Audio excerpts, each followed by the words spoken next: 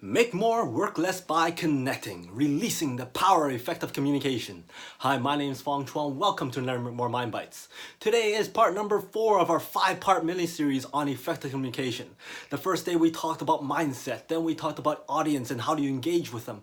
Then we talked about body language, and now we're going to be talking about storytelling and how important storytelling is. Just think about the last time you told a story with your group of friends or with a one-on-one partner, whatever it is, and you talk about that story. How did you talk about that story? Did you set the mood? Did you set the scene? Did you tell them step by step everything that happened? And then you were so engaged, you were so excited because it was a story that you really wanted to share. Well, that's the power of effective communication, because once you tell a really good story, then they will remember. Just think back to when you were kids. Think about what was the very first thing you remember, first lesson that you remembered. It was probably taught to you by a great story. All those fairy tales we've been talked about, Goldilocks and the Three Bears, or Peter Pan, or Mulan, or Little Mermaid. All those stories you remember because those are stories that was told to you in a really effective way. They got you engaged. They got you, your attention was grabbed, and you just want to see what's going on next. And that's the power of effective storytelling. Once you're able to tell stories really effectively, then you're able to connect. You're able to get your message across, and you're sure that people will remember you for that message better because they'll remember the story. One story that I used to tell people is about the perception or point of view. A point of view is very important because we have different points of view and people see things differently. So this story goes where every time during this time I go out there and get my mail.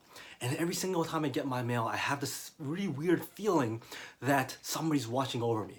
Sure enough, I go there, I get my mail, and I look out of the corner of my eye, and I see an image. Somebody standing there in the corner of the window, looking at me, holding this cat. And I'm like, man, this is weird. So I couldn't wait, grabbed my mail, and I left. 2 days later, I came back, and I was grabbing my mail. Once again, I have that same feeling. Somebody was watching me, and looked out to the corner of my eye, and sure enough, he was there again, wearing a different color shirt and just standing there with his cat again.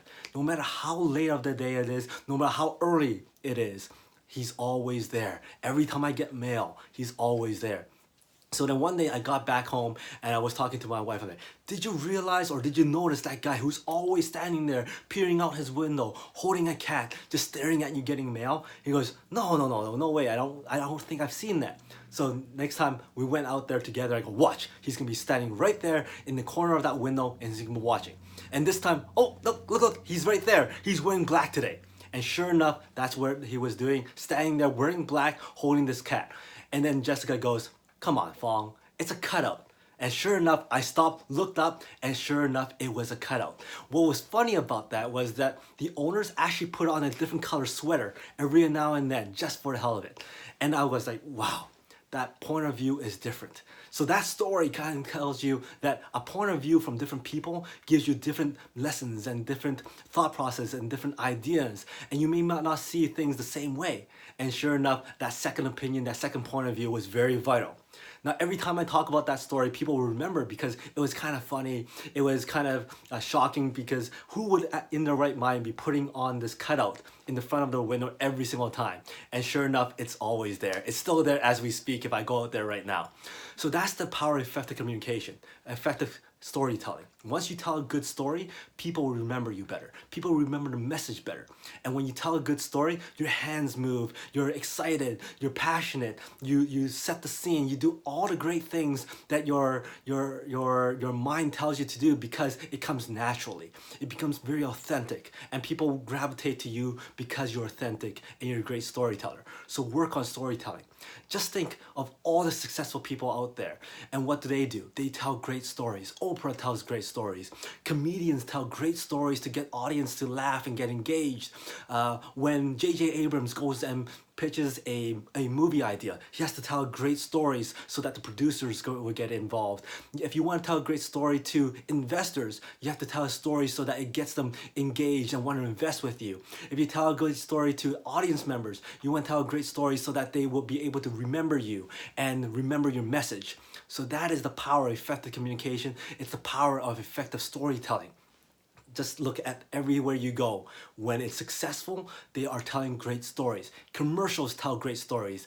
TV shows tell great stories. Even news reports tell great stories so they can get the point across. So when you work on effective communication, you're actually working on effective storytelling.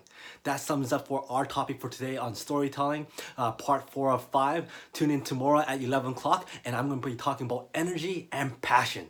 And that will wrap up our mini-series on effective communication. Remember, today is the day where you can unlock your potential. I'll talk to you tomorrow.